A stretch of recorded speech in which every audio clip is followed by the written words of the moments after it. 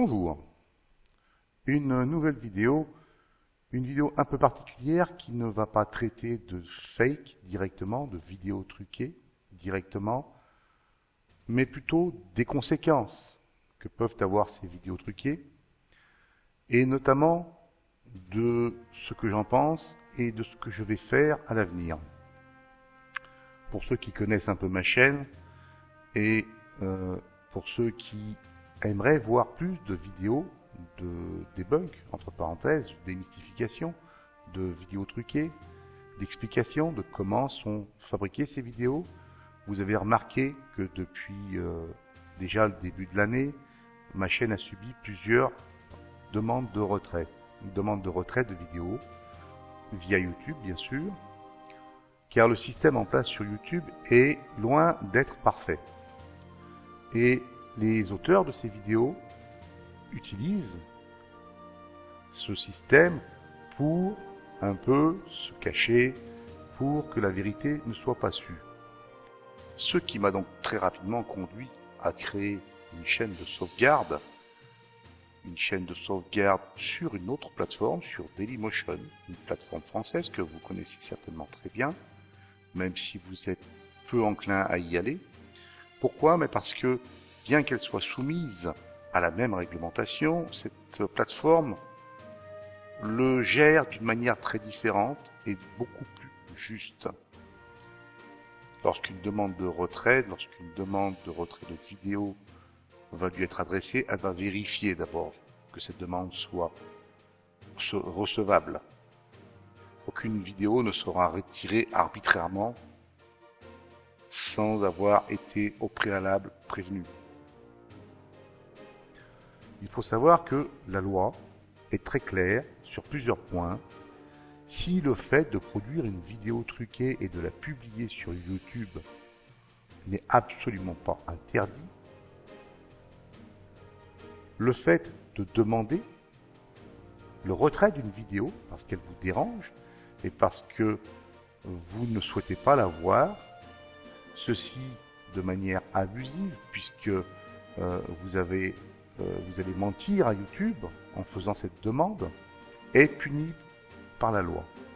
Il faut savoir que le code de la propriété intellectuelle est très clair et dit qu'à partir du moment où un auteur publie son œuvre, il ne peut interdire certaines choses, comme le fait de pouvoir expliquer, de pouvoir donner un avis, une critique sur son œuvre. Bien sûr, cela doit être encadré et fait correctement. Ce que je m'efforce de faire, c'est la raison pour laquelle mes vidéos peuvent paraître des fois un peu vides, dans le sens où peu d'illustrations et un peu, comment dirais-je, laconique pour certains. Malheureusement, je me dois de respecter certaines règles, afin de ne pas être moi-même en infraction. La loi, elle est claire et nul n'est censé l'ignorer.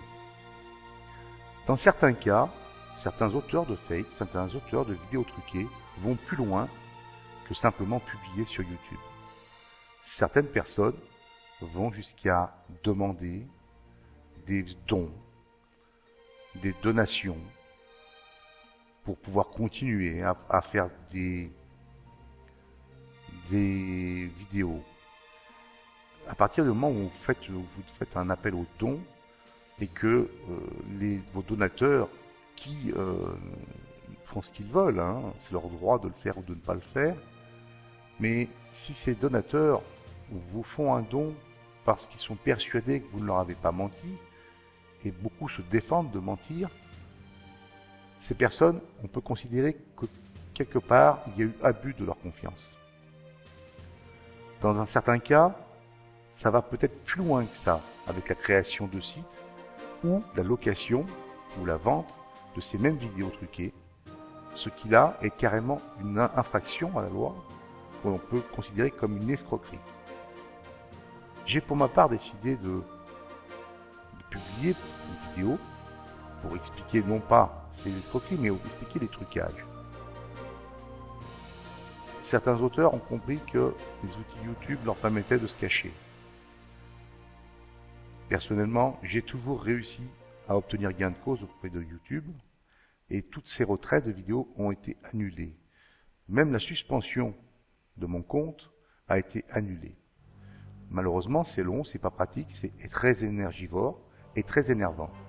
J'ai donc pris la décision, après avoir bien réfléchi, après avoir pris conseil auprès de mon avocat, j'ai pris la décision que dorénavant, pour toute demande de retrait de mes vidéos, demande de retrait qui ne serait pas conforme à une réalité et qui serait abusive, non seulement je contesterai ce retrait via YouTube, mais j'ai décidé que je porterai l'affaire en justice. Car la loi, de ce côté-là, est très claire aussi. À partir du moment où un auteur demande le retrait d'une vidéo qui sait ne pas être impactée par la loi, qui sait être conforme à la loi, il se met en infraction et est passible d'une très très lourde sanction. Bon, ceci étant dit, je ne m'adresse pas que aux CFDF, aux chasseurs de fantômes, je m'adresse à tous les faussaires, à tous les fakers. Vous avez décidé de prendre cette voie pour faire de l'argent. C'est votre choix. Vous faites ce que vous voulez. Par contre, à partir du moment où on est en opposition, prenez le temps de bien vérifier ce que vous allez faire. Prenez le temps de vous renseigner. Prenez conseil auprès de votre avocat. Et dites-vous bien que si je vais en justice, je n'aurai aucun mal à faire comprendre à la justice l'intérêt qu'il y aurait à faire analyser par un expert agréé par la justice, pour faire analyser vos vidéos et comparer ces résultats avec les miens. Donc cet avertissement, prenez-le pour ce qu'il est, prenez-le au sérieux, et sur ce, je vous souhaite bonne continuation. Si j'ai un petit message à faire passer à ces fakers, vous savez, des fakes, il y en a beaucoup et de toutes catégories. Et il y en a qui sont drôles et qui ne veulent qu'être drôles. C'est ce que j'appelle un peu les fun fakes.